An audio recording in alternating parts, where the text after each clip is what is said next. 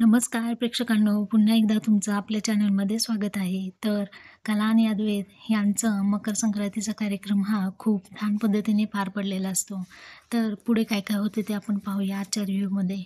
दागिने घातल्यामुळे अद्वैतला खूप ऑड वाटत असतं. मग कार्यक्रम झाल्यानंतर अद्वैत म्हणतो, "मी हे दागिने आता काढू का?" मग कलाची आई म्हणते, "अहो जावई बापू रात्रभर ठेवत असतात, पण तुम्ही काढा, कला ठेवेल रात्रभर."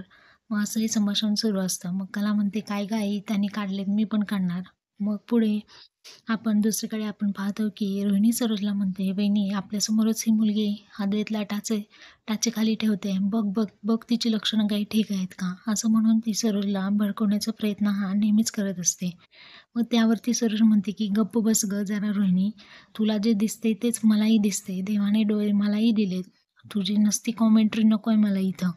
असं म्हणून सरोज रागाने उठून दुसऱ्या खुर्चीवरती जाऊन बसते. मग आपण पाहत आहोत, की हळदी-कुंकवासाठी एक-एक स्त्रिया कलाच्या घरी येत असतात. मग संगीता कलाला म्हणते, की "अगं हळदी-कुंकू लावून घे सगळ्यांना." मग कला हळदी-कुंकू लावत असते. मग त्यातील एक महिला म्हणते, की "हे काय फक्त कलाच हळदी-कुंकू देणार का? नैना नाही देणार का?" मग बाकीच्या स्त्रिया म्हणतात, "हो, हो, नैनाचं हे पहिलंच वर्ष आहे ना अजून. मग तिची पण पहिलीच मकर संक्रांत असेल. तिचा नवरा कुठे आहे? तो नाही आला का? दाजी कुठे आहेत गं नैना?" असं म्हणून नैनाला थोडंफार टॉर्च करतात. मग नैना म्हणते, की मनातल्या मनात म्हणत असते, की या बायकांना फक्त फालतू चौकशा करायला हळदी-कुंकवासारखे प्रोग्राम अटेंड करायचे असतात. आणखी बायका तिथे येतात. मग एक-एक करत खूप साऱ्या बायका तिथे येतात आणि म्हणतात, "या उशीर झाला का आम्हाला?" मग संगीताची आई म्हणते, की "नाही हो, प्रोग्राम आता सुरू झालाय. या, या, बसा." मग बायका आल्यानंतर एकमेकांमध्ये कुजबजू लागतात व त्या संगीताला नको-नको ते बोलायला सुरुवात करतात. बायका म्हणतात, की "अहो, नैनाचं डोहाळं जेवण नाही का झालं इतक्यात अलीकडे? तेव्हा आम्हाला समजलं की नैना गरोदरच नाहीये. ती नाटक करत होती, सगळ्यांना फसवत होती. खोटं पोट लावून अख्ख्या जगात फिरत होती. मग नैनाचं पोट काढलं ना हिसकावून ह्यांनी, त्या बॉबकटवालीनी.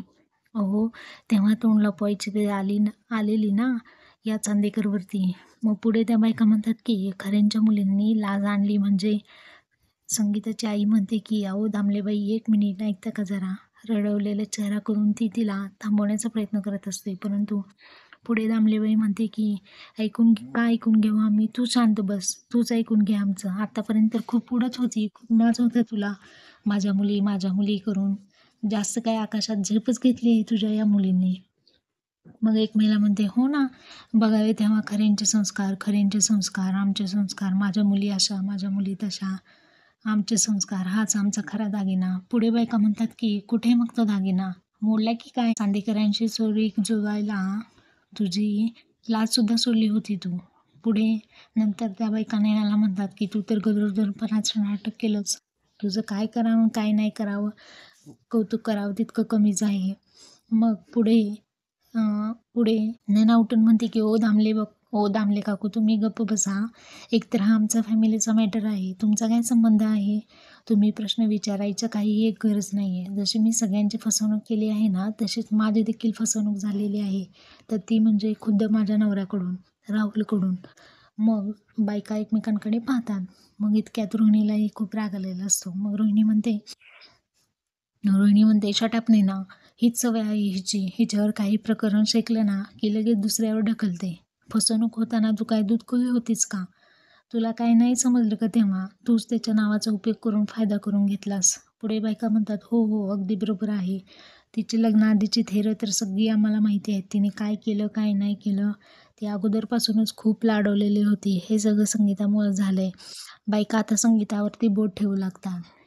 मग संगीतालाच म्हणतात, "तूच खूप लाडवून ठेवलंस या मुलीला आणि नाही ते प्रकार करण्याला तिला साथ दिलीस. हे बघ समाजात कसं वागायचं, कसं राहायचं याची शिकवण दिली नाही तू. तूच कुठेतरी कमी पडली आता हे तू मान्य कर." मग हे सर्व ऐकून बायका नाही ते बोलतात. मग संगीताला रडू कोसळते व कला तिथे येऊन आईला समजवते.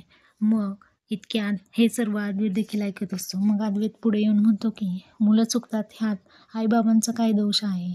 मुलं चुकतात ह्याचा जाब तुम्ही त्यांच्या आईवडिलांना नाही विचारायचा. त्यांच्या संस्कारावर बोट उचलण्याचा अधिकार तुम्हाला कोणी दिला?